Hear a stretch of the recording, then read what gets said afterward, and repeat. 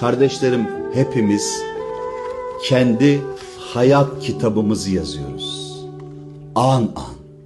Sabah kalktınız, şükretmedi. Su içti, şükretmedi. Sağlıklı bir şekilde uyandı, şükretmedi. Hiçbir yeri ağrımıyor, şükretmedi. Çocuğunu gördü, şükretmedi. Anne babasını gördü, şükretmedi. Yürüyebiliyordu, şükretmedi. Konuşabiliyordu, şükretmedi. Her günü böyle düşünün. Her gün amel defterleriniz tek tek yazılıyor. 50 sene. Sonra amel defterleri verilecek diyor. İşte verilecek defteriniz bu. Onun için Rabbimiz ne kadar az şükrediyorsunuz diyor.